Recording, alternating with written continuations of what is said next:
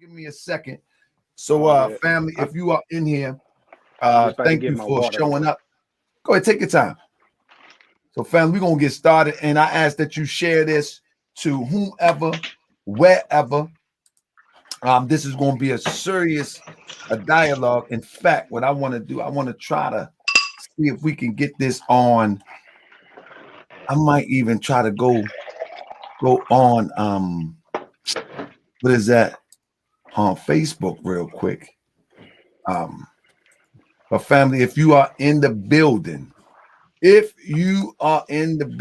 I'm asking that you share this. You follow me?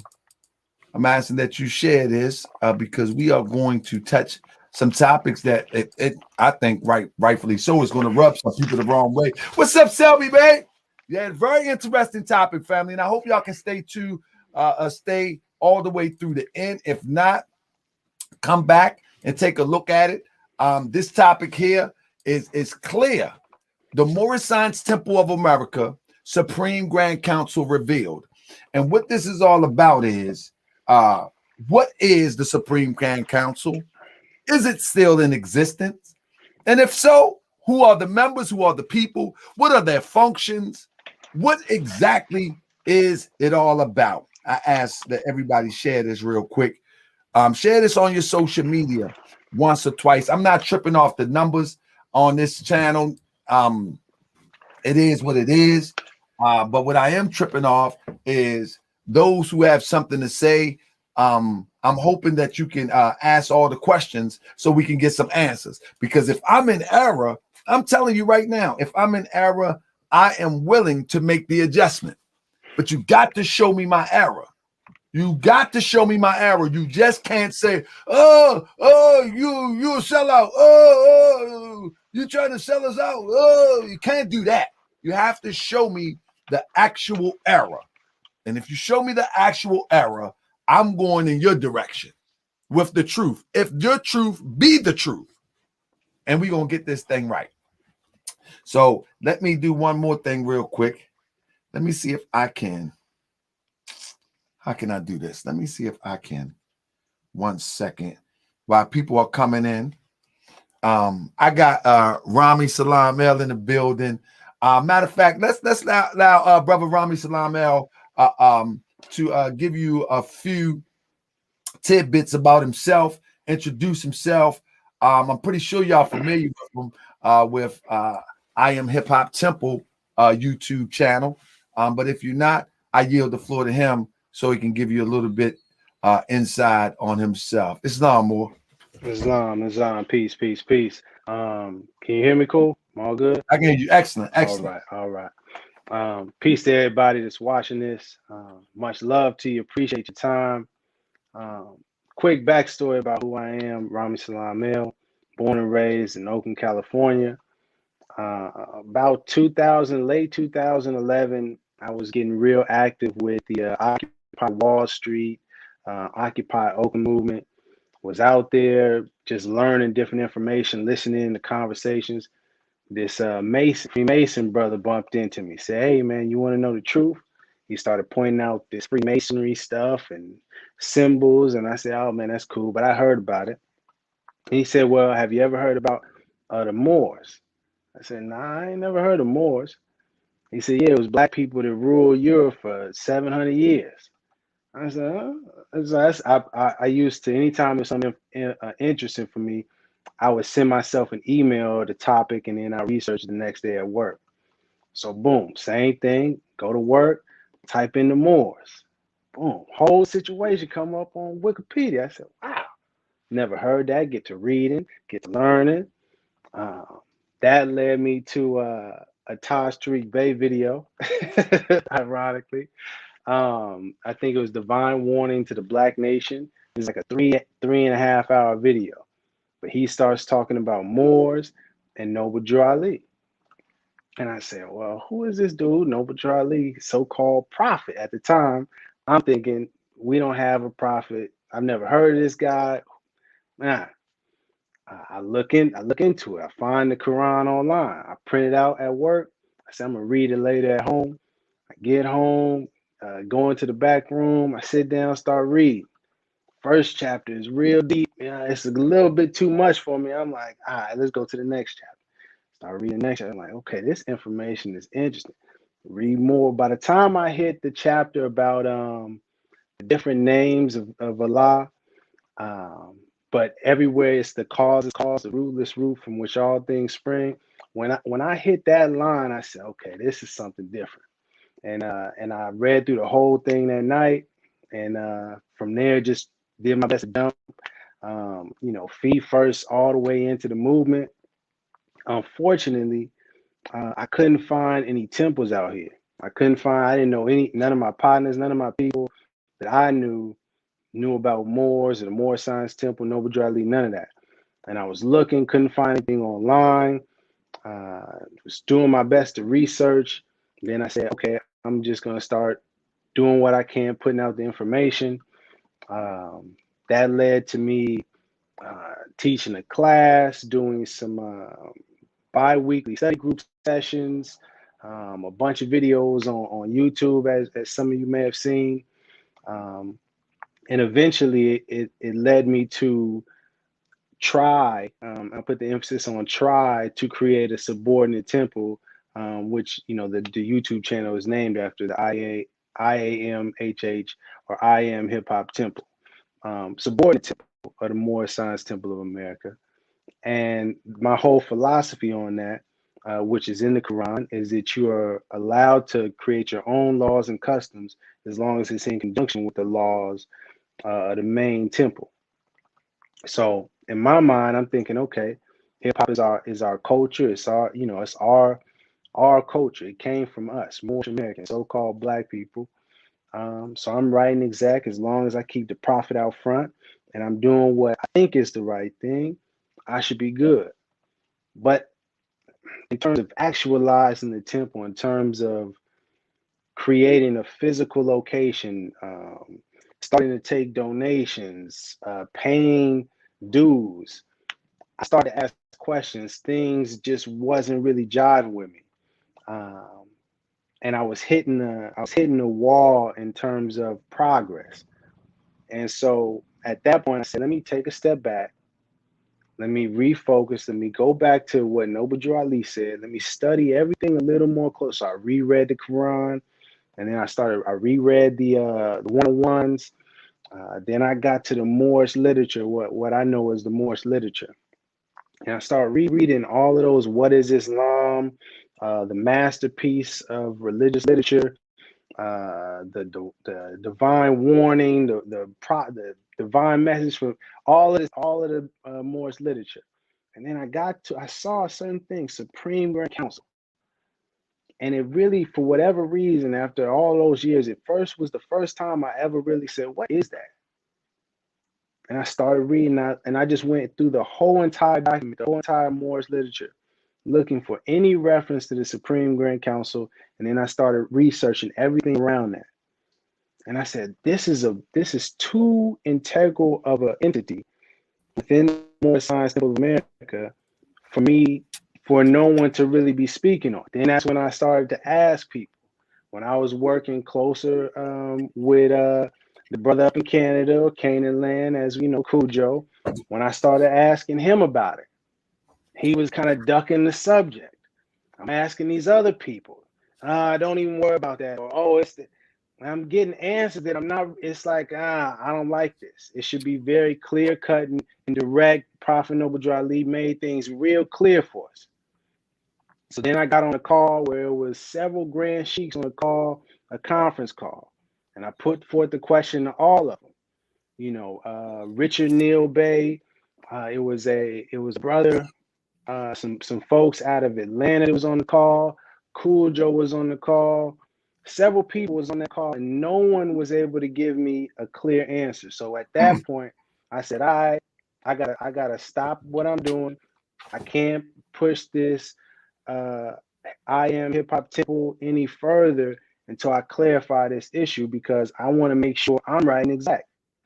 And I've been trying to do my best. I've been trying, to do what I thought was what Noble Drew Ali said, but I'm not clear on it. So let me slow it down. And since about 2015, 16, I've been speaking about the Supreme Grand Council, asking people, sending letters to all the temples that I could find available, the physical letters to all the physical temples I could find address for. And I refuse to move off of this topic because from my research and my studies, this is the fundamental, this is the integral piece to making sure our temple, the Moorish Science Temple of America, our movement is actually active in a tangible way beyond just the spiritual or the religious side. Islam, bro, Islam. that was beautiful. That was beautiful. That was beautiful because for those who have seen you, they might not know the background, and I think that's a complete 360 degree. And now we're here, and I think that's perfect. So again, if you decide, and I told you off camera, I'm gonna tell you now, if you decide to interrupt me in any way, please do. But I want to start from the beginning. First of all, when we look at these grand bodies that are called grand bodies, according to the name that the Prophet Noble Drew Ali coined, these grand bodies are functioning today under the illusion that they are, and this is going to make people angry, but this is a fact because we have Prophet Noble Drew Ali to measure it to against. They are functioning under the illusion that they are the legitimate descendant of the power brokers of the Moorish Science Temple of America, which is furthest away from the truth. In fact, it's a flat out lie. There is not one grand body here that has an unbroken lineage to Prophet Noble Drew Ali. Not one. I just want to say one thing, that not to cut you, but as we continue, anybody watching this, let's remove our feelings. Let's remove They're gonna have what yes. you feel or what you believe, and let's focus on the facts. Let's focus on the evidence. What is the proof? You know what I mean? Because far too often, you know, we speak about Moorish science, yet we don't operate in a scientific manner. So we got to make sure that we are being scientific and provide the evidence. If you disagree, if you say this is incorrect or this is a lie, well, please point out where the lie is. Point out, provide the evidence of the truth so I can be corrected. Because I also, if I didn't make it clear, I'm not above correction or critique. I am striving to be the best Muslim, the best Moorish American I can be. But I know that I make mistakes, and I'm not above being corrected. So if I'm in there, let me know so I can correct myself. Right. Indeed. So again, there is not one Moorish Science Temple of America here today from the organizational perspective that is a direct link to the Prophet Noble Drew Ali's organization. There is a few people that has a direct connection to the Prophet here today. Case in point, David Bailey Ill. He has a direct connection due to his relationship to Emily Ill. The individual does. But even his organization, called the Moorish Science Temple of America or Moorish Science Temple of America,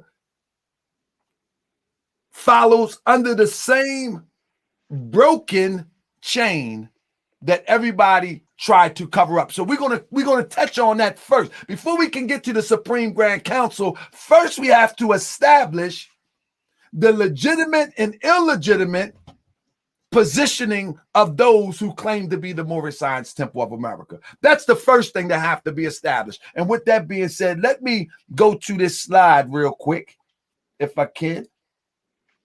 And again, and I appreciate what bro said, that if anybody, let me stop this screen share real quick. If anybody would have any questions, family, you good. You can bring them on in. But let me go ahead and find this real quick. Screen share this right quick. Bam. So hold up. Let me get on my right page.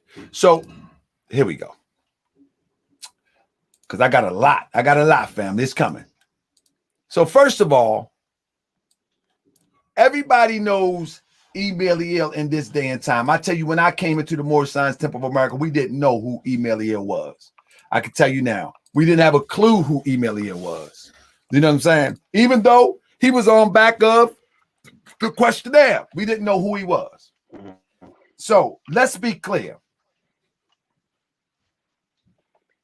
Edward Eliel was the first and only appointed Supreme Grand Sheikh appointed by Prophet Noble Ali.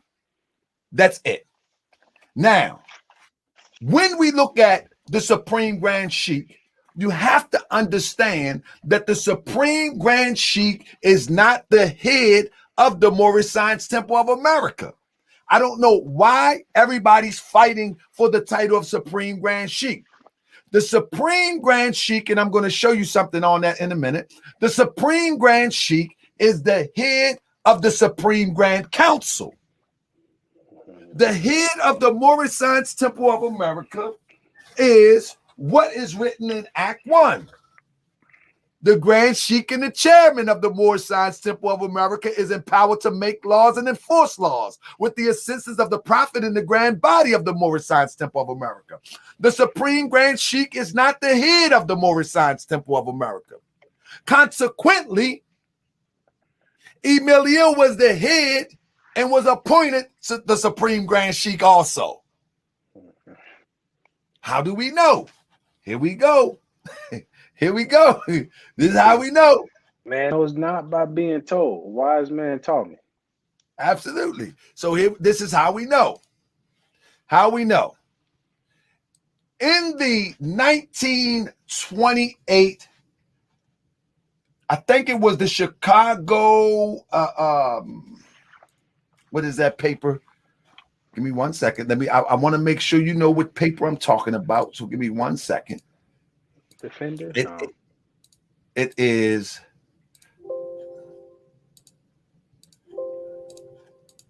Let me show you real quick. It is. I'm gonna pull it up in a minute. I just got a lot of windows open because I want to be able to answer all questions with clearness and power tonight. So I think it's the Chicago Defender. Okay, that's the name of the Defender. paper.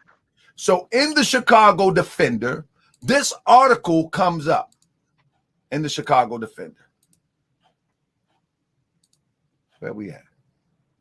Oh, man. Here it is. All right, so this article in 1928, I can't be sure of the exact date at this moment, but I do have the article for you. If I can. Where you at? Where you at? Chicago Defender? Hold up 1 second. I might got too many windows open. Hold on 1 second, family. Let me get this out of here real quick. Okay, now let me try. Here we go. So this is the Chicago Defender article, circa around about 1928. And it reads, it is reported that the Prophet is being reported to the Chicago Defender.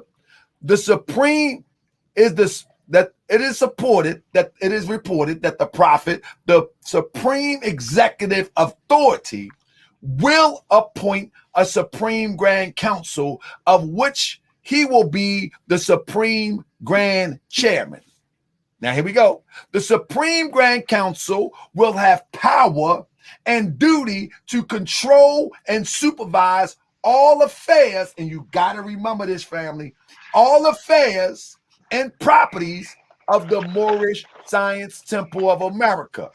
That's management, and it will be the sole judge of what constitutes the conduct injurious to the order of peace in the interest or welfare of the organization, or at variance with the Constitution and bylaws, also the rules and regulation made by the prophet. Stop there for 1 second. Let's take a pit stop here for a second. The Supreme Grand Council is the one that gives out what they will call in the East the fatwas. The Supreme Grand Council is one that confirms that something is consistent with Prophet Noble Ali's teachings or something that is not consistent. For example, and this is done in an orderly fashion. For example, if convention was held and the grand body, and I can explain the grand body too, but right now we're just going to focus on the Supreme Grand Council. The grand body say, you know what? We need to find out how the Moorish Science Temple of America feel about homosexual marriage. You may have some say, well, you know, I think we shouldn't even speak on it. That's one idea. You have one that say, well, you know, everybody can love everybody, and we should just, just embrace that everybody love everybody, but they can't join the temple. That could be one idea. And then another idea would say, well, no.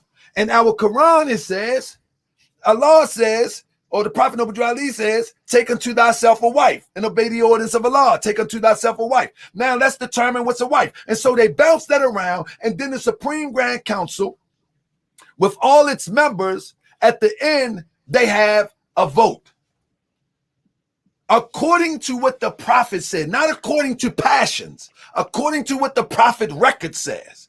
And then from that, they leave out there, and then they bring it back to the floor, and then it's confirmed by the grand body. So it's just like the Senate. The Senate have a vote, and then they throw it to the floor, and then it's confirmed. Once it's confirmed, boom, it becomes law for the Moorish Science Temple of America.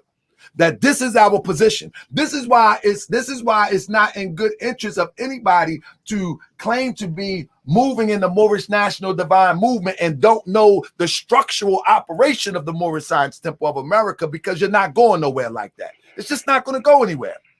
And many of these groups call themselves the Moorish Science Temple of America really don't even understand this process.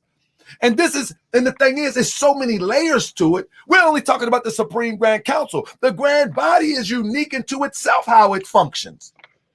This right here is so many levels, it would have somebody's head spinning.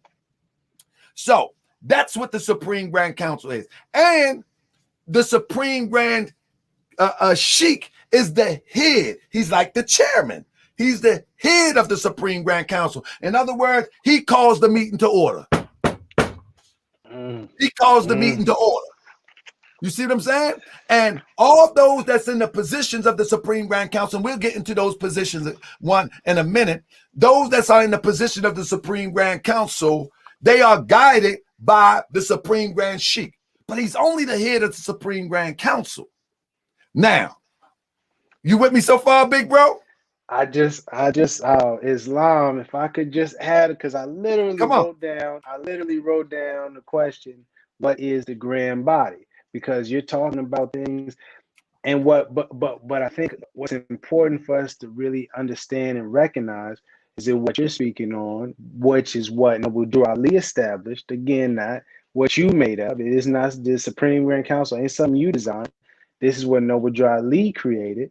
This is government.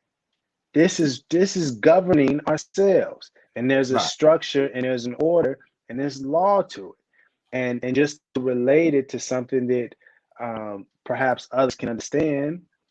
Just as we have the Supreme Grand Council, well, the United States of America has the Supreme Court and Supreme Court judges, and Absolutely. just as you were saying, as we have a head of the Supreme Grand Council. Well, the Chief Justice of the United States is the Chief Judge of the Supreme Court of the United States. It is the highest ranking officer of the U.S. federal judiciary. So it's government. Just as there's a structure to the United States of America, there's a structure to the Moorish Science Temple of America. Absolutely. And to digress a little bit so we can touch on that, give me 1 second. What is the grand body? I'll quickly digress, and then I'll get back to what I was saying with this right here. To understand the grand body and understand the structure of the Moorish Science Temple of America, we can quickly go into the United States government because the original Republican form of government is our style. That's us. That's not them. But nevertheless. So when you look at the legislative branch, you look at the grand body. When you look at the executive branch, you look at the grand sheik and chairman. When you look at the Supreme Grand Council, you look at the judicial branch. You see what I'm saying? And so the grand body consists of those with grand on their name, grand governors, grand sheiks. You follow me? And all of those. So if you're a grand governor, you represent a state, like like the governor of a state. You see what I'm saying? If you are a governor, you're like a mayor. You follow me? But if you're a grand governor, you control the state. You're the head of state. You know what I'm saying? Now, if you are a governor, you also you can't be a governor without being a grand sheik at once, because a governor is a head of temple. Grand sheiks, governors, and heads of all temples. You see what I'm saying? And then grand sheik. So anybody with a grand on their name makes up the grand body, and they represent their constituents. They represent their temple members. They represent their temples. They represent, and they are the voice at convention. You see what I'm saying? It's not everybody having a word. No, they bring the temple, bring the issue to the grand sheik. The grand sheik dialogues with the governor. The grand governor dialogues with the grand body, represents that portion of, or that faction, or that temple, that body at the convention, and they dialogue amongst the grand body. And this is in every state. You see what I'm saying? So that's the grand body. It's not everybody all over the place. So the grand sheik and chairman also has his cabinet. It's the grand sheik and the chairman, the assistant grand sheik, secretary, treasurer, etc., etc. And then you got the Supreme Grand Council. You see what I'm saying? That's the judicial part. But all of this, and I don't want to get too deep into that because that goes into, we might get veered off track, but how convention works, all of these work hand in hand to bring forth resolution to move the movement in a perpetual way. Just like the United States has moved in a perpetual way. You know what I'm saying? And so let me blow this up just a little bit so you can see the example of which I'm talking about. When I blow this up, you can see it's not rocket science if we've studied this a little bit close and pay attention to how the prophet moved. And somebody said, well, how did you come up with that? Well, I studied the prophet and I can compare it to what the prophet did, and I can actually break it all the way down. So give me 1 second, see if I can. You see, this is not, just want to get a full screen of it for you real quick. But so what I did was I mirrored the prophet's movement to this actual Republican form of government, because that's what it is. See, what people don't understand is that the Moors was there at the founding of this country. Europeans never instituted government. They only monopolized off what they learned from our forefathers, indigenous and otherwise. That's all they did. They just flipped it, and we think it's theirs, but that's another story. So let me just go back to what I was saying before about the Supreme Grand Council. Now, in the Supreme Grand Council, one of the things that the Prophet Noble Drew Ali points out is that the way one comes into power, they must be appointed. So when you look at the flyer, I mean, not the flyer, you look at that ad right here. He says, let me blow it up just a little more. He said, the rules and regulations made by the prophet and shall be the sole judge of the sufficiency of the evidence, by which such conduct is shown. Is shown. Prophet Noble Drew Ali is being congratulated by Chicagoans, etc., etc. But when you go to the top, one of the key words that we have to pay attention to is, it is reported that the prophet the supreme executive authority will appoint a supreme grand council, of which he will be the supreme grand chairman. Now, how do we get to this point? When we look at, let me go here real quick. When we look on back of our questionnaire, you will find that we'll see the same thing on back of our questionnaire: to appoint, anoint, and consecrate. So, who's ever the Grand Sheik and chairman of the Moorish Science Temple of America has the power to appoint, anoint, and consecrate. But what about if that collapses? What happens?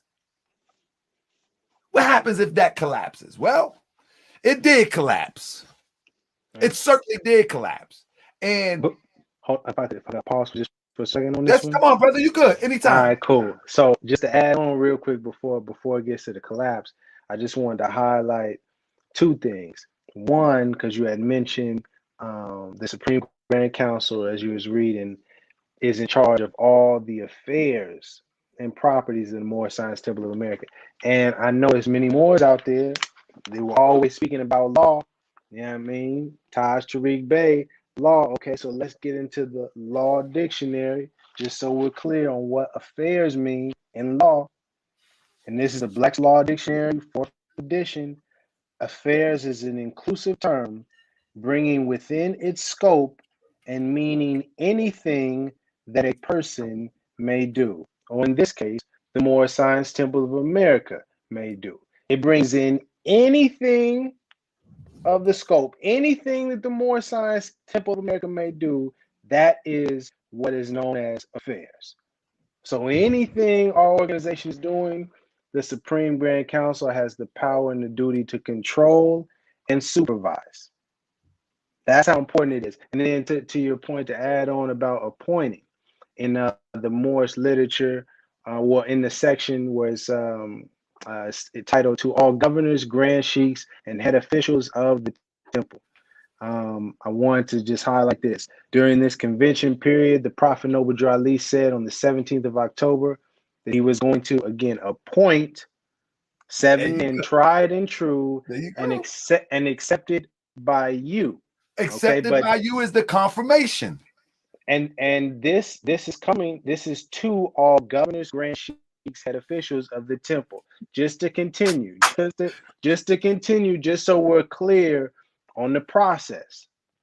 Accepted by you, and on the very next day, Noble Drew Ali stepped forward from the chamber room and declared that he now had his number, and said that the grand body, Noble Drew Ali said that the grand body had accepted his choice in the setting of the Supreme Grand Council of the Moorish Science Temple of America, and Prophet Noble Drew Ali also declared what their duties in conjunction with that of the grand body, which consists of all executive rulers. So it's very clear, cut and dry, the process. He selected the people, but then the selection had to be confirmed by the grand body. So it's not some dictator saying, these is my people and you got to accept it because I'm the prophet or I'm the supreme, whoever is in charge. It don't work like that. It's government. Bro, do you see how all of these people are willy-nilly in this thing at this point? You can clearly see that, and it's my confidence and faith that we need to put this together. No one has put this together. The prophet gave it to us. I brought you everything you need to save a nation. Now take it and save yourself. No one has taken it and saved themselves. Now let me go back for a minute real quick and let me show you that no one has taken it and saved themselves. No one. No one is organized to execute this. See, what they don't realize is that prophet gave us the example. We are to produce the example. People are trying to lie and claim that they have what the prophet handed down. They are lying. Let's take it from the top real quick. Let's take it from the top. Here we go. When we take it from the top, as I started earlier, and we was talking about Emiliel. Emiliel. Let me get the screen share real quick. Emiliel was appointed by the Prophet Noble Drew Ali. It's clear. Hold up. Let me make sure I get this right. I want to make sure we get this right. Give me 1 second. I'm going to stop the screen share because I want to be able to see, make sure everybody can see it exactly how I see it. Here we go. Here we go. Okay. Let me widen it out real quick. So Emiliel was appointed by the Prophet Noble Drew Ali. Clear. So now the group that is prevalent today that people want to talk about is the Kirkman Bey group. Hold up. Where you go at? Is the Kirkman Bey group. So how do we establish the Emiliel and Kirkman Bey in relation to the legitimacy and the perpetuation of the Supreme Grand Council? How do we establish that? Well, it's very easy to establish. First of all, we know without a doubt or contradiction that this is the second annual convention. This is the picture. Emiliel was the leader. Kirkman Bey was there. Emiliel was the leader. Kirkman Bey was there. They know he was the leader. How do they know he was the leader? Because Kirkman Bey tried to get him to sign off on his position as the Supreme Grand Advisor. And if he's not the leader, why would you need him to sign off if you are an extension of the Prophet? But hold up, let me just drop a bombshell real quick. When we go to the website, MST of A 1913, and we're gonna pull it up, and let's do it in real time because we're gonna clear all this up real rapidly, real quick. Here we go. They called themselves the official website of the Moorish Science Temple of America. And so when we go to, let's go to past leadership. Let me see if I can find it. Past leadership. We're going to bust this up real quick. Past officials. Now, they got C. Kirkman Bey from 1929. This is a lie. It's a total lie. I don't care who get mad. It's an extreme lie.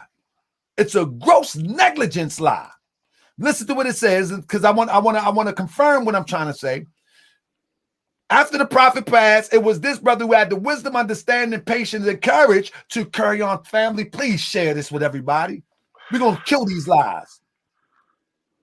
To carry on the Prophet's work, believing in his own heart that he could, with determination to try. With the determination to try. It was he who served the test of time, who had served the test of time loyally and obediently. He proved his worth in the name of love. He was voted in office by Moors. Remember that? Remember what this say now. He was voted in office by Moors and sanctioned by the government to be the best man for the job. His official title was Supreme Grand Advisor and Moderator, 1929 to 1959. Listen, family, we're about to bust this up real quick. It says he was voted in office. All right? Let's just see about that. Let's just see about that real quick. It says he was voted in office. All right. So we know who was the Supreme Grand Sheikh in hold on 1 second. We know who was the Supreme Grand Sheikh in 1929. I'm pretty sure we do. Give me 1 second. I'm trying to pull this up real quick. Cancel that. Here we go. Let me pull it back up. So we know who was the which one is this? What is going on here? You don't want to come up? All right. Give me 1 second. Why in the world? Let me just share it and see what happens.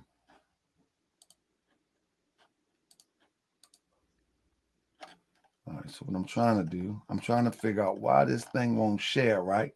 Oh, they in my computer? What's going on? What's going on? Hold up. Don't worry about it. Oh, my goodness. Hold on. I'm going to stop it. I'm going to try it again. Share, share, share. In the world? Bam. Bam. This will not. Stand by, family. Hold up. They ain't. Why in the world?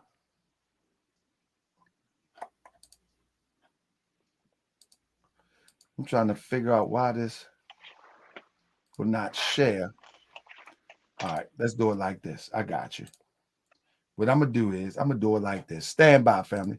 I'm gonna do it just like this. And I might trip up over a few things, but you'll be able to get my point. All right, let's throw that down there. Let's throw that up here. Bam, bam.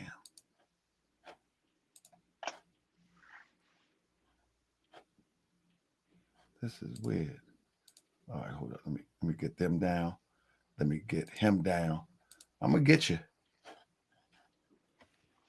Somebody said, how can we join the Noble Temples? Hold on, stand by, family. I really want to get this screen share right here. This is a very important one right here. This is a very important one. I just can't figure out why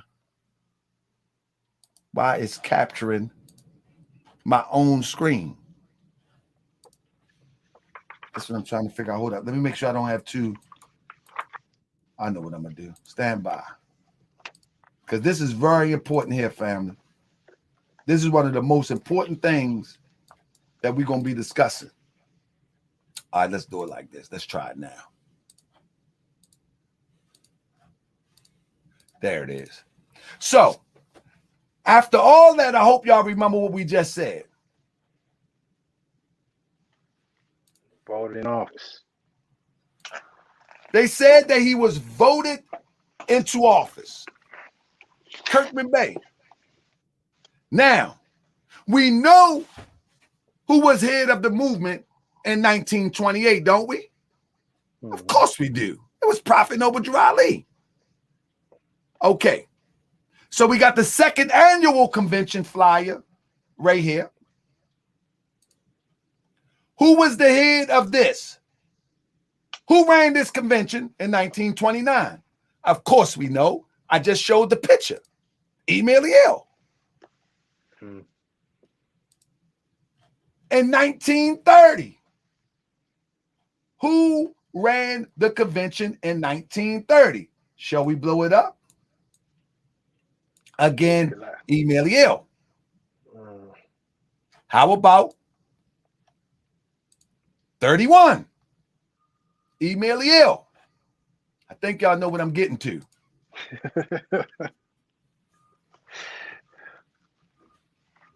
When did this vote happen? And if I can add, where is the record or the documentation? Because if it happened, hey, so if it happened, but check this out, Rami Salaam, check this out. We just talked about earlier that the process of coming into power has been laid out where it's easy for us to piece together. Indeed. Not only did we talk about the process a few minutes ago, where did Kirkman Bey meet this process? Now, once again, we know that Kirkman Bey came to Emil to get a paper to try to get the position that doesn't even exist called Supreme Grand Advisor. It doesn't even exist. Not in the Moorish paradigm.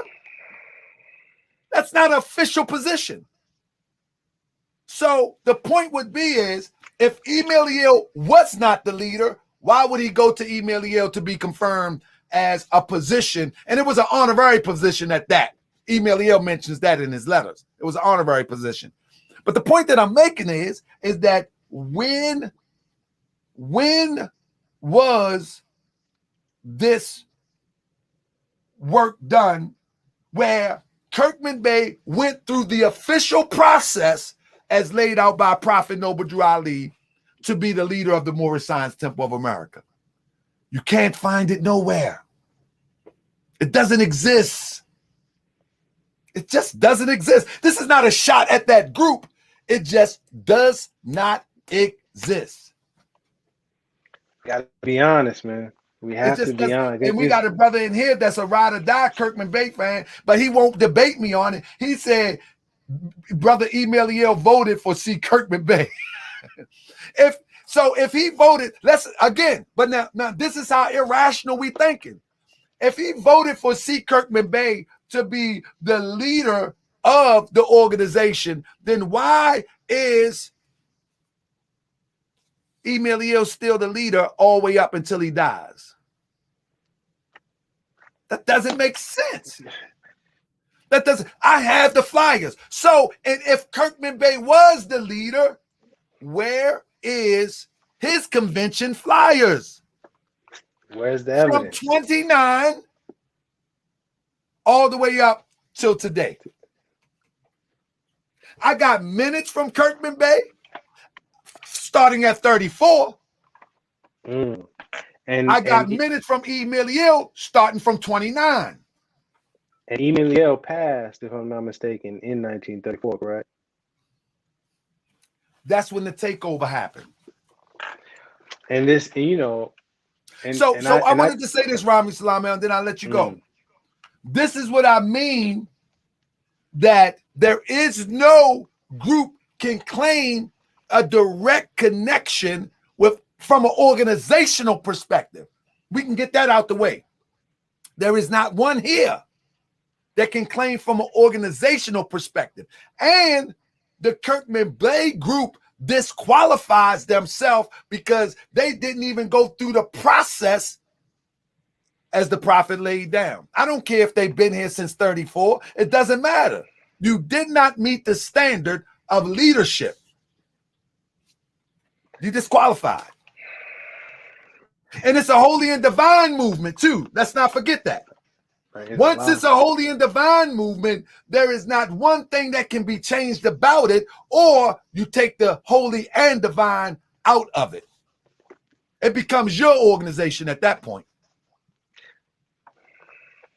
And that's why I'm here to show how we need to go ahead and scrap it and put this thing together for real. That's what the Noble Temple's here to do. Let's go ahead, brother. I yield the floor. I don't want to detour too far, but it's just for context purpose. I had this book here. It's called The Rise and Fall of Muslims, from the pious caliphs to Abbasid, Spain, and Mughal dynasties. Saeed Akbar al-Badi.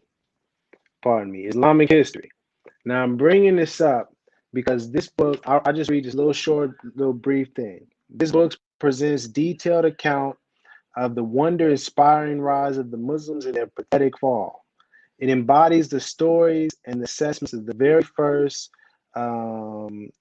Caliphate Rashida, the well-guided government of the immediate successors of the Holy Prophet of Islam, the Muslim governments in succeeding periods of history, their political strategies, their collective and social events and conditions in the cultural and administrative scenarios, the factors and events leading to the rise of the Muslims, and their faults and shortcomings resulting in their horrible downfall have been critically analyzed. So it's breaking, in long story short, it's breaking down the Muslims or Moors back in the 700s, 800s, 900s, when they came into power as the Muslims came into power in terms of governance of the East.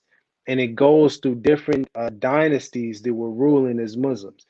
And what happened was, in short, the first person, and I don't, forgive me for not knowing the precise detail, but the first ruler was based on their actions and their deeds, and they were following according to the Prophet Muhammad, peace be upon him.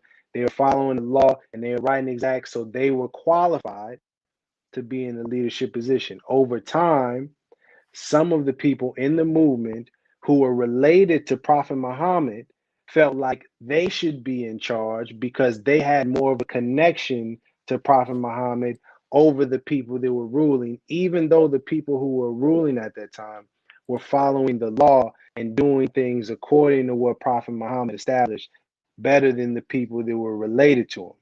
And over time, problems happened. We're talking assassinations, overthrowing, and that's how ultimately the fall of the Muslims or the Moors in 1492, etc., etc., etc. I bring that up to bring us back into right now and our movement in our time, where we have a organization which has a government to it and governance to it, and a proper way to govern and a proper way to run the organization. And there are certain individuals that feel like they are more qualified because they were directly linked to Prophet Noble Drew Ali. Their father was in the temple with him, so they are more qualified, and that's incorrect. If if we just look back in history, and if we look according to our own structure. Yeah, it is. All right, love you. Sorry about that. My daughter's bouncing. And so I say that to say it is, as you said, this is a divine movement. This is a divine, a divine and national movement. Divine, though. We've been speaking about it, but I want us to re-emphasize the fact that Noble Drew Ali is a true and divine prophet.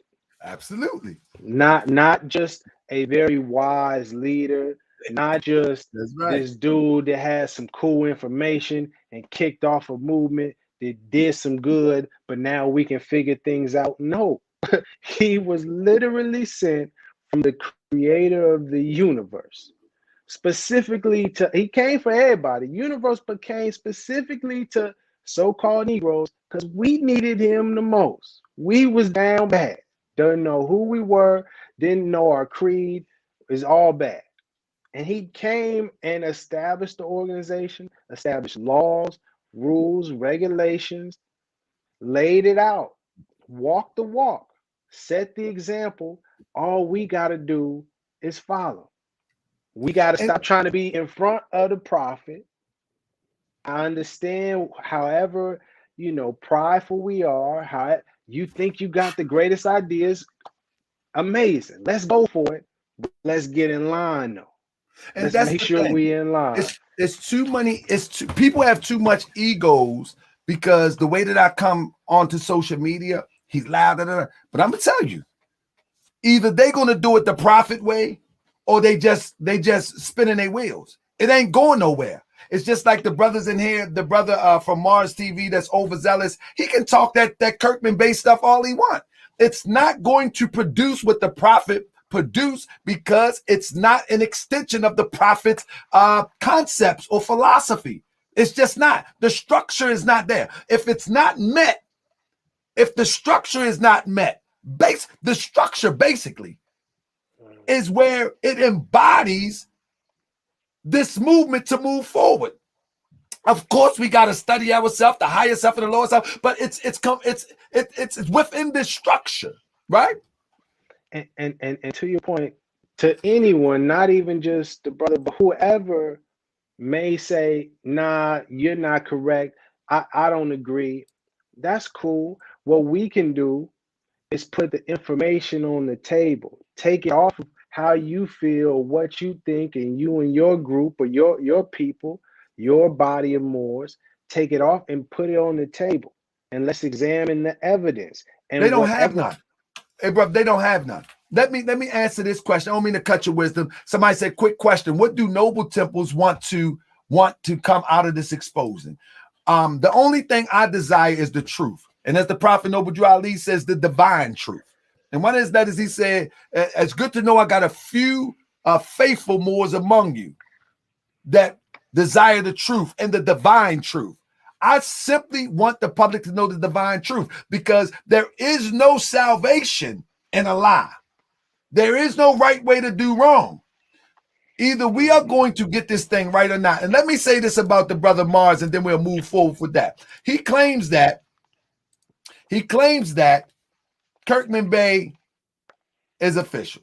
Well, in their own minutes, it says, Brother T. Rose L. made the following statement. We elected Brother C. Kirkman Bey Supreme Grand Advisor behind closed doors, and through a mistake, the prophet's laws have not been carried out. Now, I can go into that history too very easily. I can go. That was over in Temple number 9. Temple number 9 was instrumental in trying to overthrow Prophet Noble Drew Ali in conjunction with Claude Green. After Claude Green was killed, it was regular members in a basement in Temple number 9 and said, okay, Claude Green gone. Now Kirkman Bey is going to be the leader. This all can be proven. I have the names. I have the names. I have the history. So the point that I'm making is I have every name of those who amongst no coup, it was a coup, who voted Kirkman Bey. They wasn't in convention. They didn't go through the convention process, nor did they go through the process that the Prophet Noble Drew Ali laid down, even in private. This is why in their own minutes, he said, we made a mistake. And the prophet's laws have not been carried out. And I don't care if it's 2021, if the prophet laws were not carried out, this is why we are running on a treadmill. Not going nowhere, saddening. And let me just put this on the record, because the person said, what do you get out of this exposing? And I get that sometimes too with people. Oh, you're trying to expose. I'm gonna read something for you. It says, the tongue of the sincere is rooted in heart. Hypocrisy and deceit have no place in his words. He is consistent with himself. He is never embarrassed. He hath courage enough for truth, but to lie he is afraid. That's from the chapter, Holy Instructions from the Prophet on Sincerity. If you're truly being sincere, then you're not afraid to speak the truth. You're not afraid. Let's put the truth out there. And if there's a mistake, let's put the evidence out there, not what you say, because man knows not by being told. So it's not what people tell you. It's not what people believe. Let's put the facts out there. Let's get the evidence and the proof out there. And then let's correct ourselves and move forward. Because as long as we keep playing games, and this is a message I want to get out to anyone and everyone that's involved in this movement, and in particular the people that are trying to manipulate and mislead people. Understand that this is a divine movement. Drew Ali was a divine prophet, and if you play with this movement and if you play games with this, severe consequences is coming. Oh, and they already came. That's why they ain't going nowhere. And it will continue. It will get worse. You know what I mean? So I humbly advise people, if you don't play games with this movement, just turn in your turban and fez and go do something else, and allow people who are truly sincere about uplifting fallen humanity, as this is what this is really about. People that are really sincere about that, allow us to move forward with the movement. Stop trying to stagnate things. And let me add on to that. Without the structure, there is no movement. I mean, you're not moving nowhere. Without the structure that the prophet gave us, anything taken away from the structure that the prophet gave us will only limit us to some earthly salvation for the leadership and those in leadership. Because this organization was not designed for one person to benefit, and it only works as a collective. So when people say I'm a part of the Moorish National Divine Movement, but you ain't in the system. This is a system that the prophet put together, and you're not in the system, then it doesn't work for you, nor will it work for us. So my goal has been, from the Noble Temple perspective, is to go and wake up people who never heard of this before, because those that claim that they heard of this and claim that they represent this, they don't even care about the system. The system is the vehicle that gets us up out of this situation. And in a minute, I'm going to show something about these positions about the Supreme Grand Council, and you will be able to decide if this stuff exists or not. But I'll yield the floor, brother, real quick to you, and then I'm going to get this slide together. Man, I think what's key, and you said, is that you said it will not work for you and it will not work for us. I think what we have to realize is that it's a we. We are not going to go anywhere if some of us break off and try to do our own thing and go this direction, and some of us try to go this direction, and I'm going to join this new organization that's claiming that this, and we going to do this. What ends up happening is we start getting pulled in all sorts of different directions, and we are divided and stagnant, and there's no forward momentum, no real progress. That's why, if you look back over the past almost 100 years now, we don't truly have things established as we should. But let me add on to that. I think this is my position. I believe in the old Jesus saying, let the dead bury the dead. If you've been moving on this platform for, as you just said, 100 years, and you haven't produced what the Prophet Noble Drew Ali produced in 3, man, I'm done with you. I'm not trying to convince you of nothing. I'm going to this next generation, and this generation that don't know nothing about affairs or a turban. I'm going to the same people that Prophet Noble Drew Ali went to. You know who Prophet Noble Drew Ali went to? He went into a parking lot. These people didn't know about a turban. They didn't know about affairs. They didn't know about MOOR. That's the Noble Temple. Our temple, that's what we go for. We know most people in our temple have never been in none of these groups. Never. Faithful. You know what I'm saying? Because it's been me. I've been looking at Prophet Noble Drew Ali, and I'm saying, how did Prophet Noble Drew Ali in 1926 go into a parking lot and convince somebody who was knee-deep in Negro, knee-deep in colored, and get them to put this fez on, move proudly, up to 30,000 people in a short span of 3 years? That's what I want to know. What they doing, I don't want to know none of that, because you got the evidence is what it is. It hasn't produced nothing. Even with me being around, only thing that it produced in me was to say, hold up, let me readjust and see what the heck went wrong. And so here we go. I don't want to get off. I want to make sure that I share this too. So when we talk about the Supreme Grand Council, right?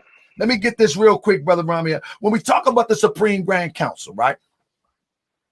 What you looking at right now, you're looking at Emilio, you're looking at Ross Bey in the middle.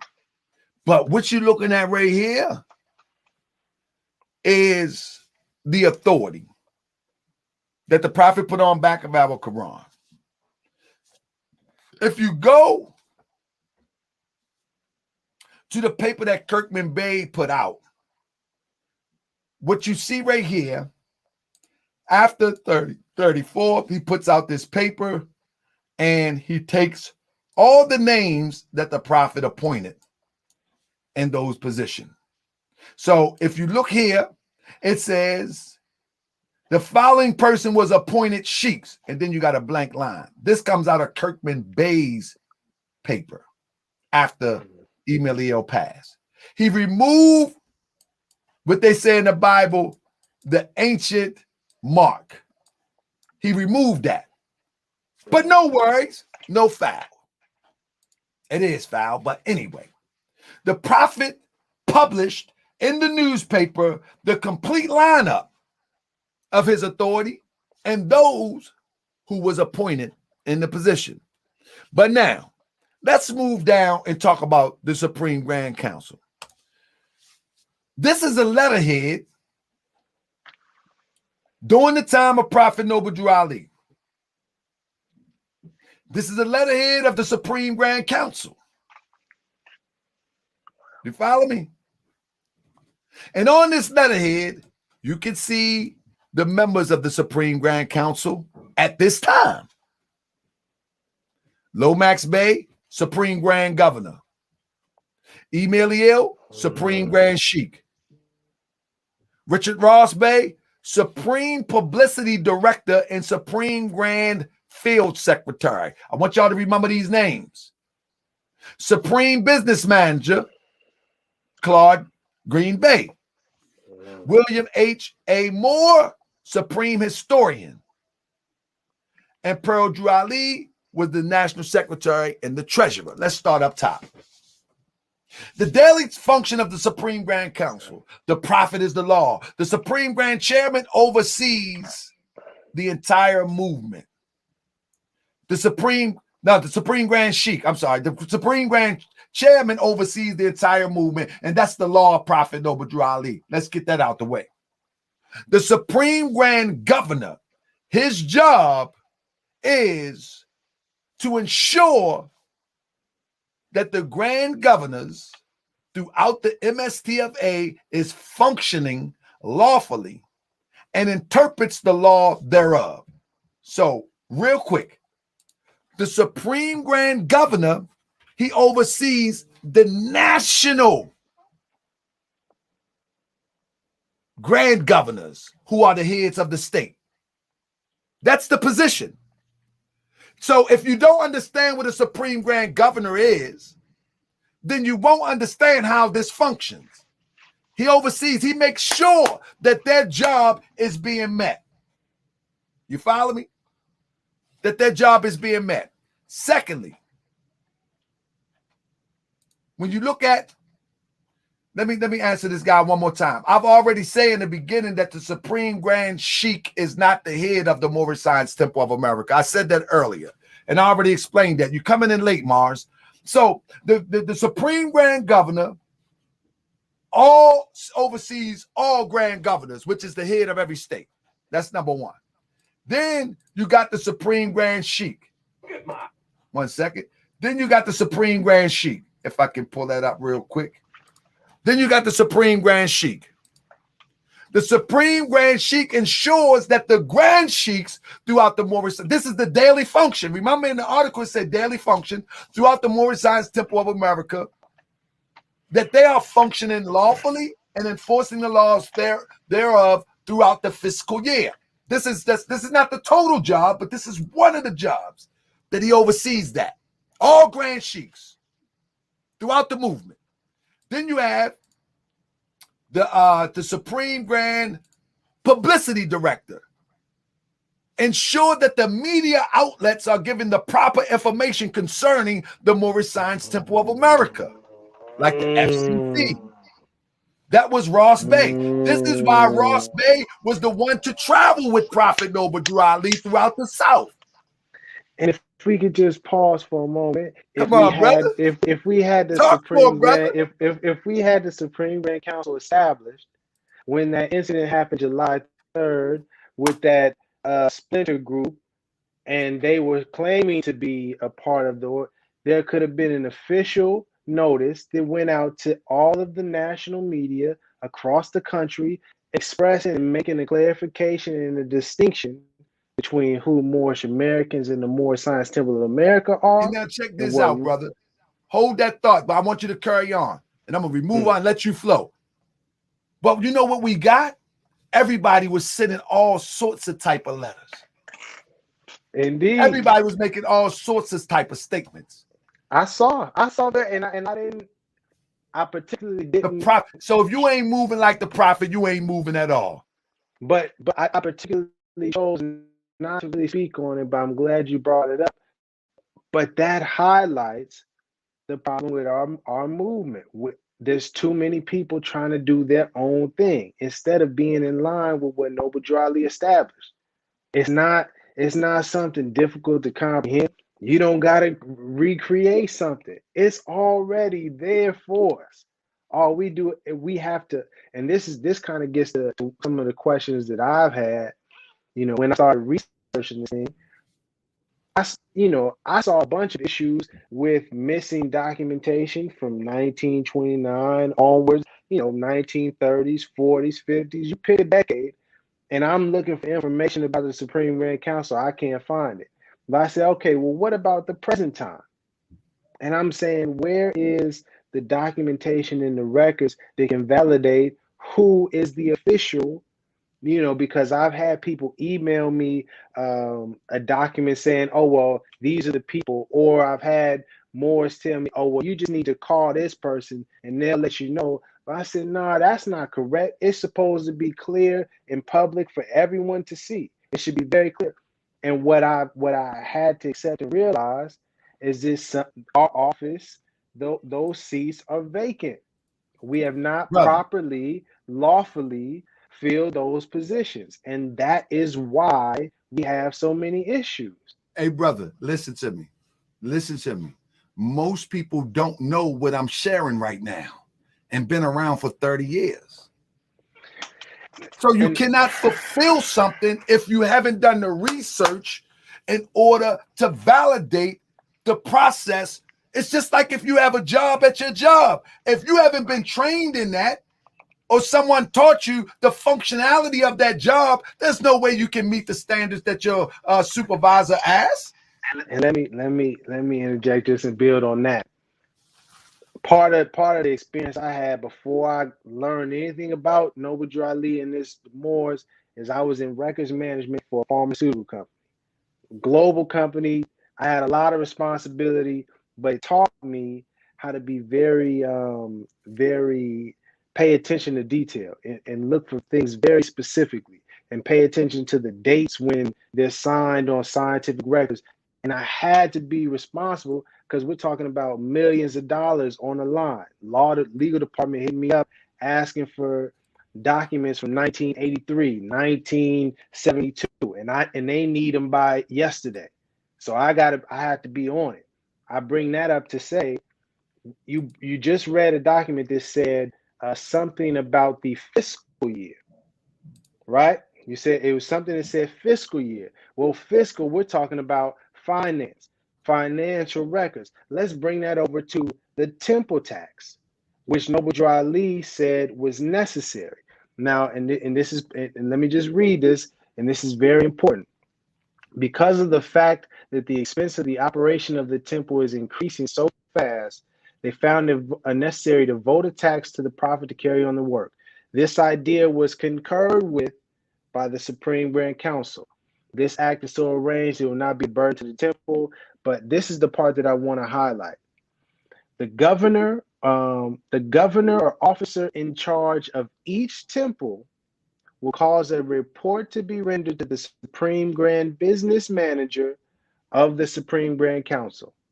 And it will specify and itemize the following: number of adepts, members, number of new members taken each month, and 25 cents must accompany the name of each, such as the members as the representation tax. And the per capita tax collection begins November 1st, 1928. All concerned will save themselves penalized if they render their reports promptly and specifically.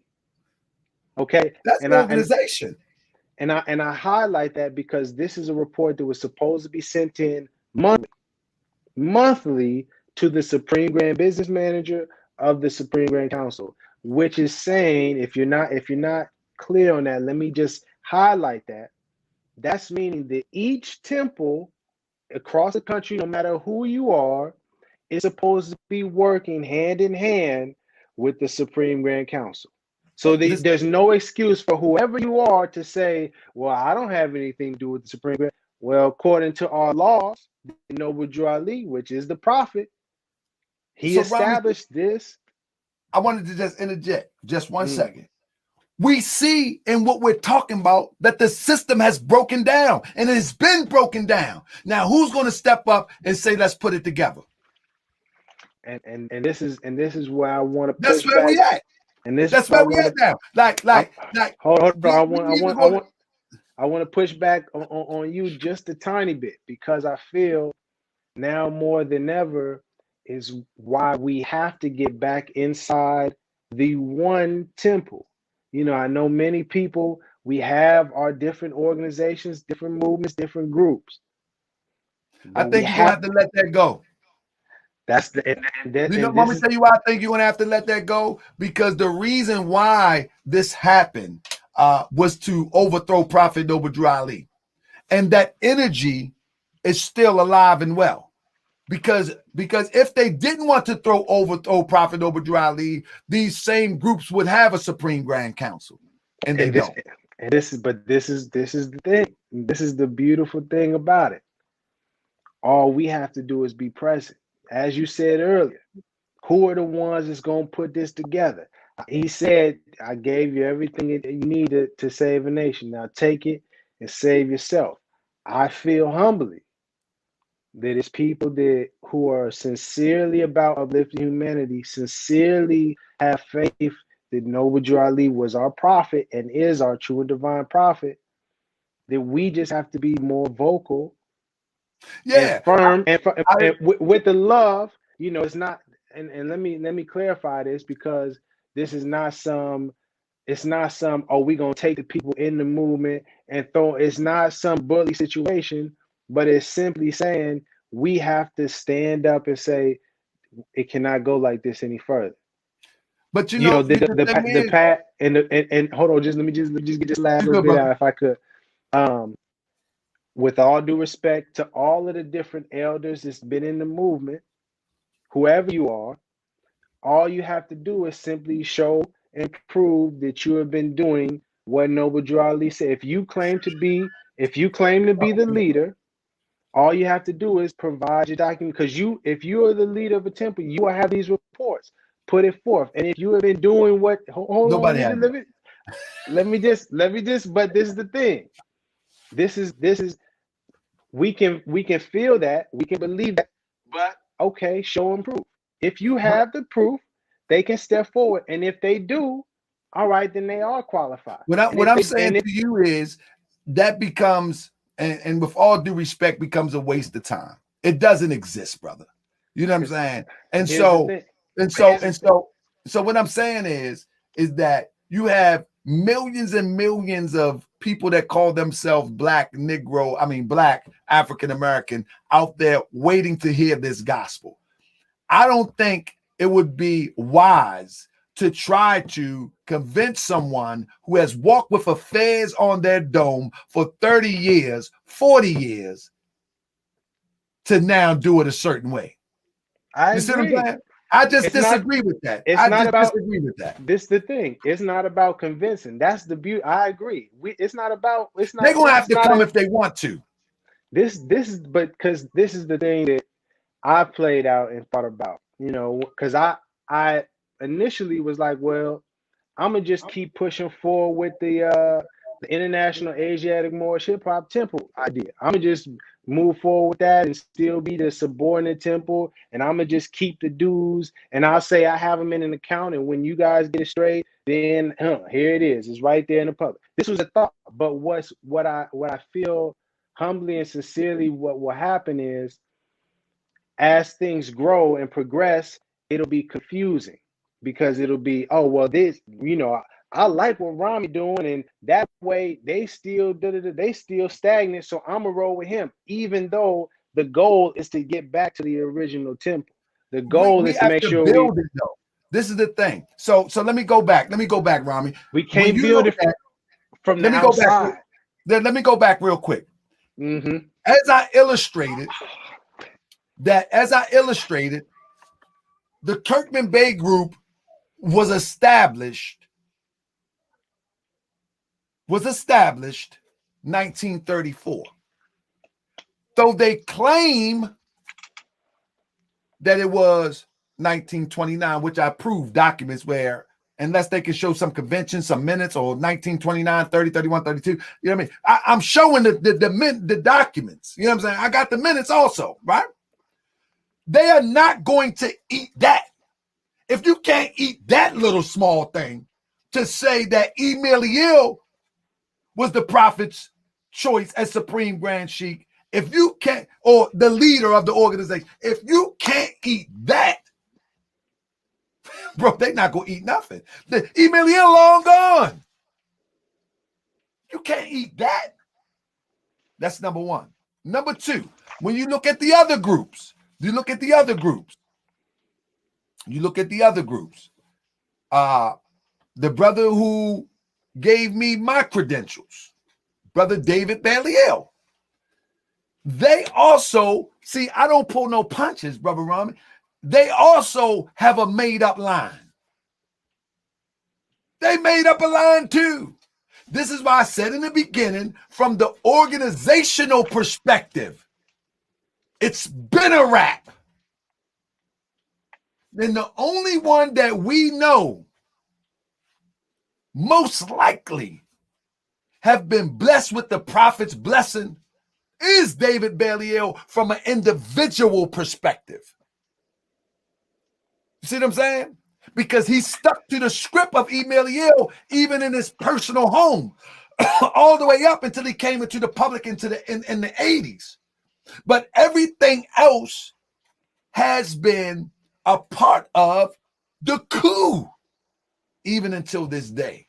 And if you can't admit just one thing, brother, there's no way in the world that you're going to admit how the structure is supposed to go.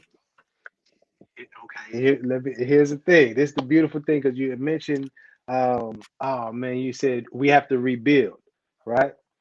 And let's take that and hold that in the concept of a home. You know what I mean? You got a beautiful Victoria, you got a beautiful villa or something like that, 3-story, amazing property, but it needs some rebuild, it needs some retrofitting, it needs some refurbishing. You know what I mean? It got some termite situation going on in there. We need to just clean out the whole situation. Get the framing. The framing is beautiful. It's historic. We can't get rid of the framing. The outside is okay. It's still there, but inside needs a lot of work. What happens when you do that? The first thing you do is you go inside and start getting the trash and all of the dirt and getting all of that out. You got to clean all of that up out of there. We can't go to another lot. What I'm telling you is that that house is not there. We need to just go with the blueprint and go and cut some cedar down and build this house of Ali from the example that the prophet gave us, which is the blueprint. That house that you're talking about doesn't exist. I get what you're saying, and this is why I disagree. I don't think that there's any Moorish American, dirty or otherwise, hold on, that could tear up what the prophet brought. No, when I'm saying, I'm not saying that people are not sincere. I'm not saying that they don't love the prophet. When I'm telling you they didn't tear up anything, this is why I'm able to piece it together. But you're saying I'm telling you that what you see today is not a reflection of what the prophet laid down, and it hasn't existed since Emeliel passed. Okay, but what I'm saying is that we can't go and try to recreate something when we already have it there. Now there is nothing there. Here's the thing: it is there. It may not be there in the physical realm, but it's always been there. Yeah, I'm with you on that, brother. I'm with you on that. And my point is, it's never been a problem about the actual organization itself. The structure is the issue is with the actual people that have been supposed to be maintaining the yard, and the people that were supposed to be washing the dishes, the folks that are supposed to be scrubbing the grime up out of there. See, I'm a realist. Show me the organization that you refer to. I don't have it. I don't have the physical right. What I'm telling you, brother, it doesn't exist. No, so listen to me. You want to be hopeful. It does not exist. Since Emeliel passed, you understand what I'm saying? Since he passed, there's more other working parts to this to prove my point. But since Emeliel passed, the physical Moorish Science Temple of America have not existed. You have people who have tried. You have some that is a part of the coup, and you have some that come along and continues to strive and try. When I'm telling you, it just doesn't exist. I can accept that, but let me add this to it. The organization has a start date. Absolutely. Does it have a date where they said this organization is now defunct and No, because it's a perpetual organization. Okay. So we're on this. So the organization, in terms of the physical location and the actual The functionality of it. the function, the practical function of it, where you can go and actually proclaim your nationality on the record, for the record. You can do all sorts of things we need to do in the practical world. That is not operating and doesn't exist. I can agree to that.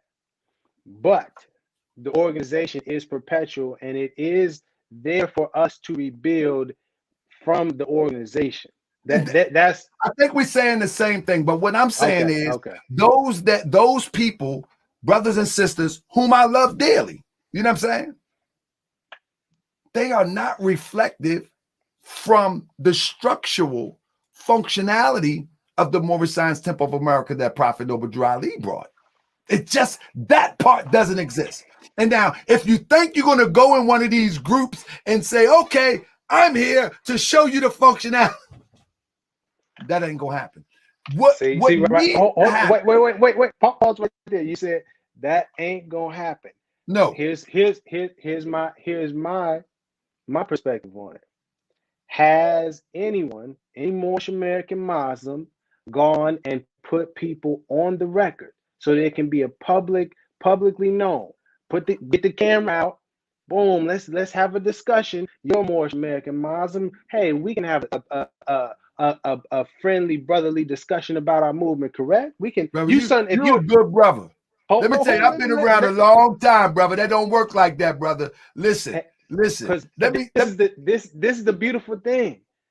We are now in a day and an age where you can't hide behind and duck and hide and run from the responsibility. Okay, look at this brother right here. Look at this brother right here. This brother say, tell the world that Brother R. Jones Bey is the current and only leader of the lawfully chartered incorporated Moorish Science Temple of America. I say right now, and I challenge him to an intellectual, respectful conversation. I bet you he won't step up and have that. See, hold on. Right there, the extra part. I bet you he won't. Hey, let's just put that on the table. No, I don't have time to waste. We got babies are dying. I say right now that I put it on the table for the conversation. And while I wait for that, I'm going to go into these communities. I'm going to go and get these babies. I'm going to build these temples around the country. That's what I'm going to do. Because I've already seen this movie. I've already seen this movie 4 times over. It's a rerun, brother. I've been around for a long time. And so this is where it's going to come to. Now, I'm going to tell you, Rami Salaam, I've come to the conclusion that this is what it's going to come to. It's either going to be us who is passionate about the prophet and passionate about the system that the prophet laid down to get us up out this situation. And we're going to use that passion to build this thing from the blueprint that the prophet left us from 1925 to 1928, or we're going to spin our wheels trying to convince somebody the thing that clearly they know. They already know. And I'm not talking about the members. We have beautiful members in a lot of these groups, but those that's in leadership know everything that we're talking about. And here's the thing. This is the beautiful thing. You said you've been around. You didn't see many things. Hey, you do have that experience. What I can say from my experience, let me just share a little bit with you. From my experience, I have a particular way of seeing things, and I've had the fortunate privilege of studying communication and being around a lot of different groups of people and have connections with a lot of different people on various different levels. And I don't publicize it and I don't speak on it because it's not for me to brag about, and I'm not trying to boast. But the reality is that I have connections, and God willing, in due time, things are going to manifest themselves and be more present on a much major level, or much a national, worldwide level. And what I'm saying is, maybe in the past, yeah, it hasn't worked. I understand that. Here's the thing though, in the past, I wasn't around. I'm not afraid to Well, do let some me trap. give you the Oh, address so you can oh, please. try. No, listen, There listen. you go. God willing, I will be in Chicago. God willing, I'll be in Atlanta. God willing, I'll be in New York. God willing, I'll be in New Jersey. And we gonna travel around and we'll have a discussion. Like the brother spoke about R. Jones Bey. Okay, let's sit down with brother R. Jones Bey. It's nothing to fight about. It's nothing to argue about. It's nothing you got to try to convince me of. It's simply forth the evidence and let's share the information with the people. I just And sent if you all the information to R. Jones Bay. I just sent it in a private chat. And try it out. Give it a shot. no Give it a no shot. and this is the beautiful thing. Allah's God in this. You know what I mean? And all we got to do is follow Noble Drew Ali's lead. I, Brother, let me I ask you a understand. question. I Let understand me the ask you a passion. question. Let me I ask you a understand. question. See, Come on sometimes with we it. can't see. We can't disillusion ourselves, right? Do you tell me, right? Do you tell me, right? Real quick, because I want to get on with the what's the name, right? Do you tell me right here, right, that this group right here has been around since 1934 and claiming leadership? They were there. Kirkman Bey was there when Eliel was appointed the Supreme Grand Sheikh of the Supreme Grand Council. He was there when the Prophet appointed him leader. They don't mention him one iota right here. You think you're going to talk about that? It's not about talking them out. It's not about No, what convincing. I'm saying What? is not talking about what I'm trying to say. I don't want to sound facetious. This is intentional, is what I'm trying to tell you. No, I get you. This is And intentional.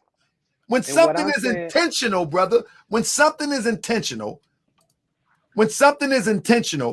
there is a goal that is trying to be met with this intent.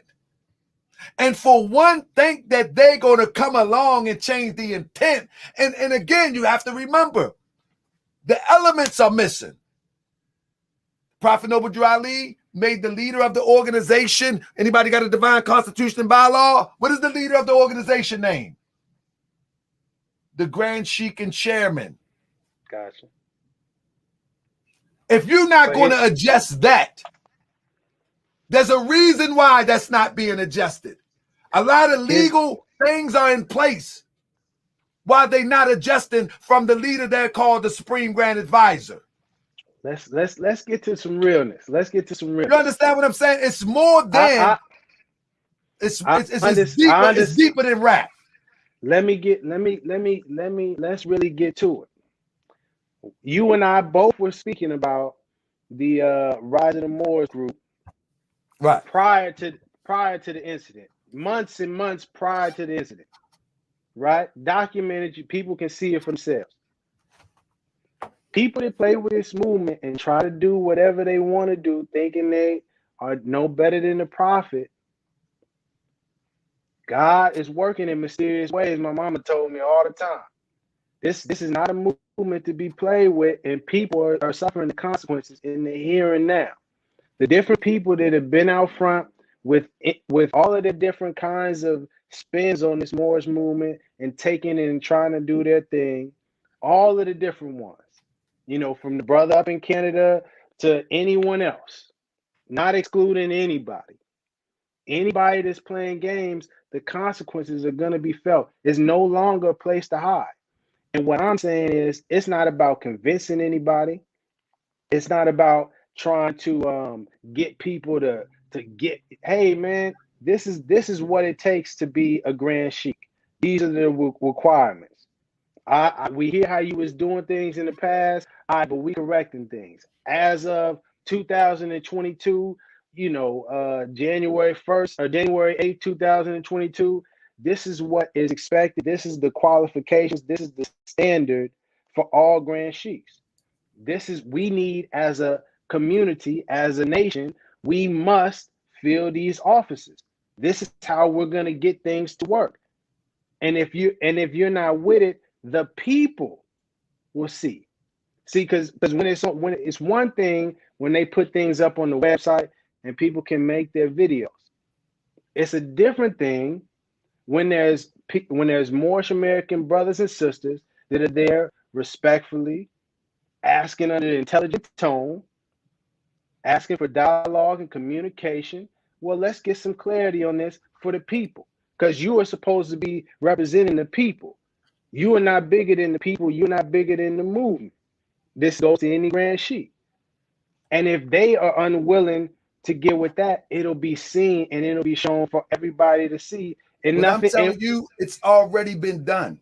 And so either we are going to build this movement or we're not. Where's the footage? Where's the footage, brother? Brother, it's so many people in here that know me. I have already tried to, brother. I have talked to every leader in this organization, brother, that's called the Moorish Science Tip of America. Every one of them. Every single one of them, brother. And what I'm telling you, I'm telling you right now, either we are going to build this organization from the blueprint that the prophet gave us and leave this madness alone, or we're going to be spinning our wheels. I will tell you this. Just the other day, what it was 2 days ago, me and my wife, and I mean, not my wife, my mother and my sons, we went to the Amish people land, and man, crazy educational.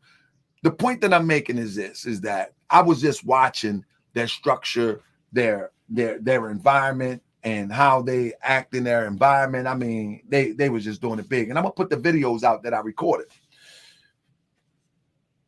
They got their thing together real good. They got it together real good. And I would imagine that you have some that are just not with that. You have some that are complacent. You have some that's they're just not go-getters. It is what it is. But that don't stop what they're doing, because they looking real good. I say that to say this. Everything that was done to cause this division that we see was intentional.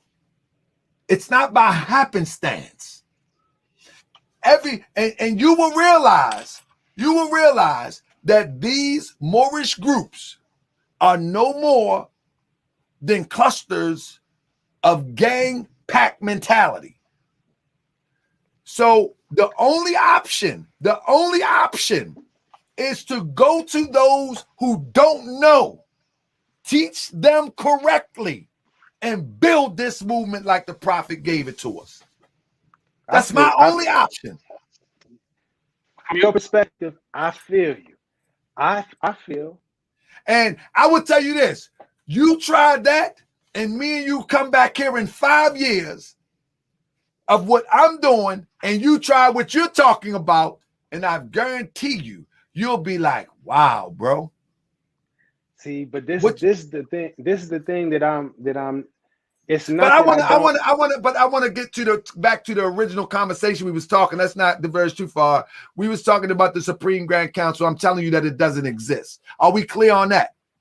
Yes, but hold on, real quick. Is that ultimately, I understand your perspective.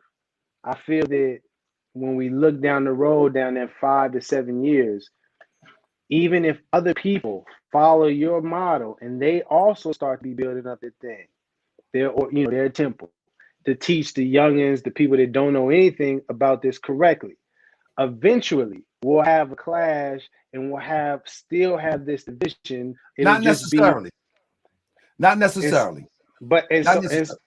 And I understand your perspective, which is why for me, I feel the best decision. Let's make sure we're clear, get that foundation square first. But I gotta end this. When you pull that up, let me say this for one thing, there is so many layers to this, Brother Rami. We only talked about the Supreme Grand Council, and we didn't even go deep into it. We just scratched the surface. But the functionality of that is heavy. The functionality of the grand body, I scratched the surface a little bit, but it's deeper than that when you get into the actual day-to-day function jobs that I'm talking about. Not only that, the spiritual side of teaching Islamism. You see what I'm saying? The cultural side of teaching Moorish. The educational side. I mean, it's so many layers, brother. You would be best off getting the little babies, getting school teachers, go to the people that the prophet went to and put this thing back together. Let me just put some questions on the table Indeed, that I had. Well, one of the ones, can we say for a fact that the Moorish Science Temple of America has a lawful, fully functioning, active Supreme Grand Council? We can say for, no. per example, no. We went over the temple tax and report for every month. That was supposed to be in 1928. Have we been following Drew Ali's orders since then? No. We spoke briefly about the connection between the Supreme Grand Council and the Grand Body. The biggest question that we kind of been discussing, how do we restore the Supreme Grand Council and get it back active and functioning? And I understand your perspective. I feel my perspective, but let me put this come on with it. Immediate solution on the table. Aside from your vision of things, as it relates to just restoring the Supreme Grand Council and getting it back active and functioning, can we agree that at the very minimum, we can at least make sure that we have a report or some sort of document that we can put together that is official, that clarifies, crystal clear, made in a very clear and plain, make it plain, as Brother Malcolm said, what the Supreme Grand Council is, what duties and functions it has, and how someone gets elected or, appointed.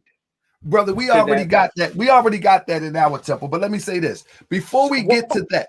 So can we make that? No. Because before you get to that, you have to remember, Rami, before you get to that, you didn't need a Supreme Grand Council to build the Moorish Science Temple of America. Before you get to that, what did the prophet do before that? He established 15 charter temples, 2 to 4. I'm still in the research of that, of unchartered temples, which means they didn't have charters. Now, this was way before the Supreme Grand Council. Before we get to that, we need to get to the basics first. Where's the Grand Sheikh and Chairman? Where's the Secretary? Where's the Treasurer? Where's the Treasury? All of this was established before a Supreme Grand Council. So before we even start talking about a Supreme Grand Council, the first thing we got to do is put the basic structure back in place. The Supreme Grand Council was the last thing that the prophet put in position. In 1928, there's a 28 convention. That was the last thing. They already had schools. They already had grocery stores. They already had manufacturing corporations. They already had all the things to run a society. So we're putting the cart before the horse. So we need to, so where I'm at right now, in the Moors of the noble temples, we're saying that we at 25, 26, 27. Prophet, no, but Drew Ali was already interacting with government. He was already establishing the Moors hordes, the strength of the Moors throughout the Midwest and the East Coast. Okay. We need to get back to that. So let's take it even further down to the core. And forgive me, I'm gonna have to bounce in a little bit, but I wanna. We can do part 2 though. Yeah, I love where this is going. To your point. Do we have an official document, a pamphlet, if you will, some sort of text that if you didn't know anything about a Moorish Science Temple of America, Noble Drew Ali, anything at all? Yeah, I'm talking you are straight. I'm black. Right. I'm black and I'm proud. I'm blackity black, blackity black. Right? That's how you coming in. Right. Is there something you can give the person and say, this is the breakdown of the organization. This is what the different titles of the offices are and what their responsibilities. If we don't, can we at least agree that we should work on establishing? Oh, no. We and our group, we this is, I can break this down to you because I have broke this down. Do you understand what I'm saying? So yeah, we do have that. But the point is that it's a little more deeper than that too. How can I say this? People need elders. They need elders. I didn't, a lot of what I was able to separate the truth from the falsehood from was handed down to me by elders. You see what I'm saying? And then I went on a journey to confirm or disqualify some of the information handed down to me by elders.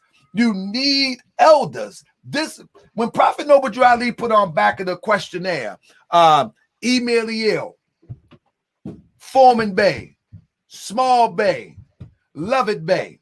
Lovett Bey sold out. Small Bey sold out. Foreman Bey sold out. The only one standing was Emeliel. My credentials comes from his grandson.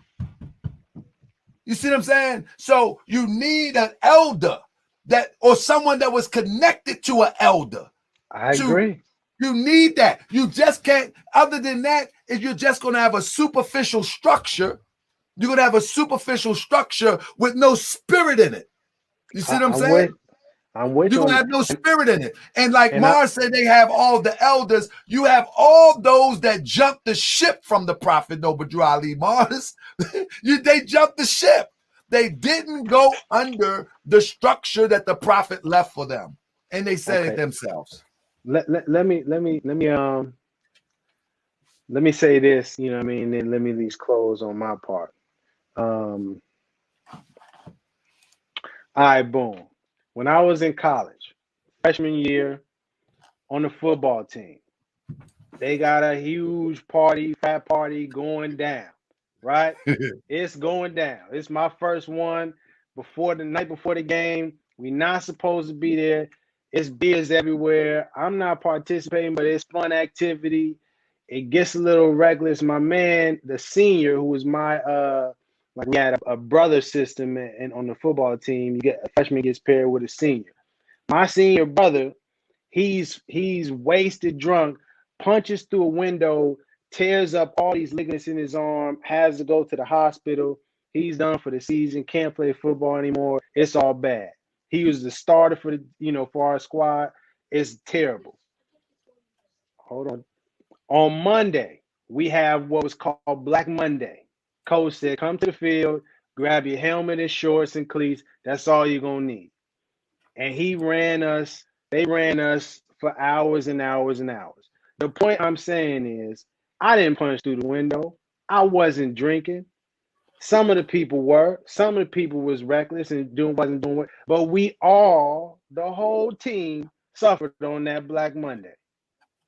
Case in point with our movement. Some of the people have done some wrong things. Some of the people in this movement are dirty. Some of the people have turned their backs and jumped ship and all sorts of things. Ultimately, we are all suffering. And it's going to take us all, okay, if in the past you made some mistakes, now's the time to correct yourself. And it's never too late to correct yourself until Allah calls for you. And then when it's that time, there's nothing nobody can do. That's between you and Allah. But I feel very strongly that I feel what you're saying. But I feel just as what you said in terms of the elders. We need everybody's input. We need everybody to the table. We can't try to shun the certain group that, okay, they was doing things wrong for the last 80 years intentionally. No, I don't think we need this. I don't believe in shunning anybody. What I'm saying is the truth is stern. You see what I'm saying? And once I'm convinced that you are not going to yield to the truth, I don't have to waste any more time. As long as I know that, listen, I know that I'm moving on the truth that can be qualified, quantified, and established before the people. You know what I'm saying? I know I can do that. You know what I'm saying? Now, will I and as we affectionately call ourselves noble temples, will we be able to establish ourselves from that blueprint in the way that we seen it in 1928 in the years to come? Well, I'm sure going to do my best, because I know that is that which what we see. They don't, many of them, and it's hard because I have many friends in these bodies. Many of them do not care about the governmental structure. Many people don't even have a clue of how the Moorish Science Temple of America metamorphoses into a fully functional government competing with other governments and nations of the world. That's sad. That's sad. And it's sad because if I was to say, well, let's sit down behind closed doors and let me show you how this temple is to, and this is why people have the perception that the Moorish Science Temple of America is in semblance of a church, because nobody is able to explain how this temple ultimately metamorphoses into a government, because that's what it is. That's what it is. I think humbly, maybe that could be your job to do, to help do, to go around and help teach and instruct the different people in these different temples publicly, not behind closed doors. Set up a table. Hey, where's the temple at? All right, well, if you won't let me inside the temple, I'll set up a table outside the temple with some information and documents. You know what I'm saying? But I'm going to get the babies, and the elders that want to come, they can come. I'm going to get the babies, the 20 and 30 somethings, and the elders that want to come because they can hear the prophet's voice and what we're teaching, they can come along. But I would never do that, brother, because the intent, through my research, I see the intent deception. It's intentful. You see what I'm saying? It's very intentful. And anybody that's watching, there's 65 people here right now. And if they are a part of these Moorish group, they know I'm not lying, Rami. This thing is intentful. You know, let me tell you something. When people claim to be, and I'll let you close because I know you got to go. When people claim to be directly descended from Prophet Noble Drew Ali, but can't one person show you a charter with Prophet Noble Drew Ali's signature on it, and they won't man up and say that they hooked something up, it's a problem. And the alternative is that if that wasn't how it's supposed to be, then what are we supposed to do? Talk to me, the universe. Talk to me, ancestors. What am I supposed to do, ancestors? Am I supposed to fight this old battle? Or are you going to talk to my heart and guide me into the ways of Prophet Noble Drew Ali that was successful?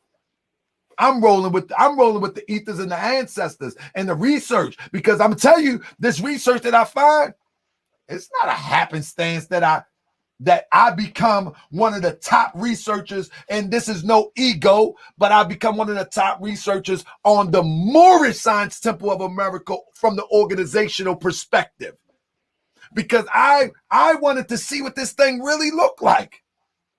My heart is in this, and in that research, Rami, I'm telling you, you see the intentful deception, and it's bad.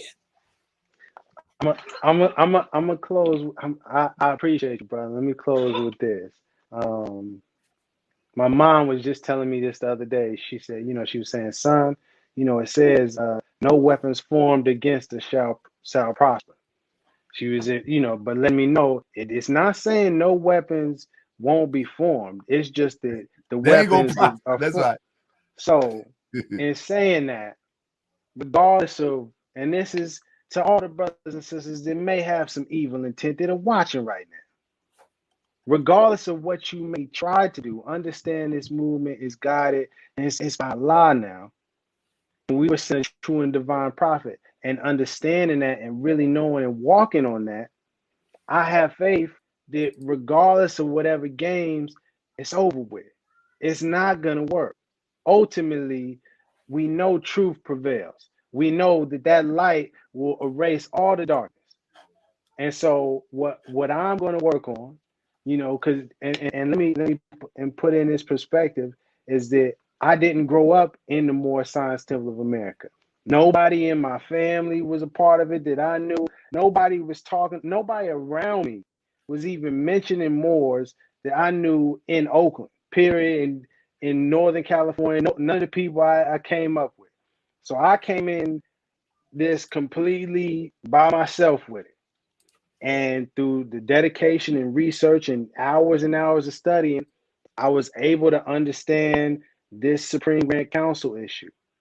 And I believe and I have faith that with that same dedication and perseverance, with the love, but we are not yielding, we're not going to move off this subject. And we will continue to raise this point. And I understand you have done your work. No problem. I can do some things. And so I will make the effort to make sure that this information is known across the country so that no one can say we didn't know or we didn't understand.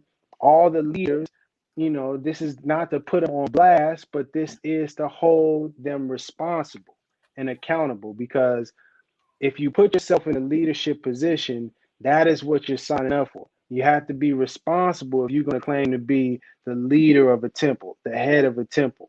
If you're going to claim to be a part of this movement, everyone has to be governed accordingly by the laws and the rules that Noble Drew Ali laid down. And so I'm going to move with that energy, and God willing, in due time, we will rebuild this temple and things will get back to functioning the way that they're supposed to be. Islam. Islam, brother. But we got to do a part two. I hope that the main thing that I wanted to establish is that the Supreme Grand Council don't exist.